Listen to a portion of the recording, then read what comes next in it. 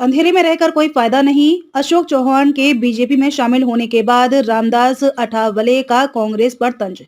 लोकसभा चुनाव 2024 को लेकर महाराष्ट्र में सियासी बयानबाजी तेज हो गई है। महाराष्ट्र के पूर्व मुख्यमंत्री अशोक चौहान के बीजेपी में शामिल होने पर केंद्रीय मंत्री रामदास अठावले ने कांग्रेस को निशाने पर लिया है। उन्होंने अशोक चौहान के बीजेपी में शामिल होने को उचित ठहराते हुए कहा कि अंधेरे में रहने से कोई फायदा नहीं है। इसके साथ ही केंद्रीय मंत्री रामदास अठावले ने प्रधानमंत्री नरेंद्र मोदी की जमकर तारीफ की।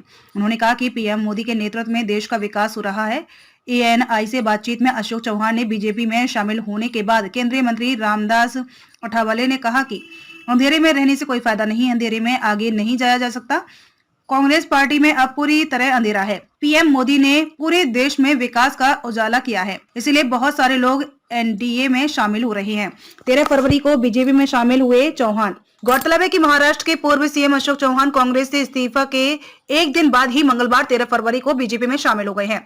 चौहान को महाराष्ट्र के deputy CM Devendra Fadnavis, BJP की प्रदेश इकाई के अध्यक्ष चंद्रशेखर बावनकुले की मौजूदगी में पार्टी में शामिल किया गया था। इस दौरान बीजेपी के कई और नेता भी मौजूद थे। अशोक चौहान के बीजेपी में आने के बाद रामदास अठावले ने कांग्रेस पर जमकर भड़ास निकाली। मेरे जीवन की एक नई शुरुआत। चौहान बीजेपी में शामिल होने के बाद अशोक चौहान ने कहा था कि ये उनके सियासी करियर की एक नई शुरुआत है। चौहान ने कहा कि मैं कहूंगा कि ये मेरे जीवन की एक नई शुरुआत। मेरे सियासी जीवन के पिछले 38 सालों में अब मैं एक नई यात्रा शुरू कर रहा हूं। कुछ अच्छे काम करने के साथ साथ प्रगतिशील विचारों के साथ आगे बढ़ने की चाहत है। राजनीति समाज की सेवा करने का एक तरीका है। कुछ लोगों ने मेरे फैसले की आलोचना की है, लेकिन मैं किसी के खिलाफ कोई निजी टिप्पणी नहीं करूंगा। लगता है कि जिस तरह मैंने बोला कि अंधेरे में रहने से कोई फायदा नहीं, अंधेरे से आगे नहीं जा सकते। और कांग्रेस पार्टी में पूरा अंधेरा है। कांग्रेस पार्टी ने बहुत 70 साल तक राज किया है।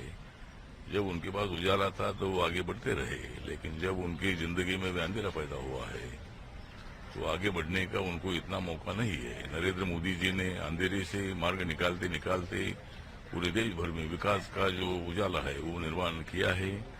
और इसीलिए बहुत सारे लोग जो है ये लोग अभी बीजेपी में एनडीए में आ रहे हैं। जिस तरह माननीय अशोक चौहान जी जो महाराष्ट्र के मुख्यमंत्री रहे हैं, महाराष्ट्र कांग्रेस कमेटी के अध्यक्ष भी रहे हैं और बहुत सालों से 40 सालों से राजनीति कर रहे हैं, उन्होंने भी मतलब बीजेपी में आने का निर्णय लिया है।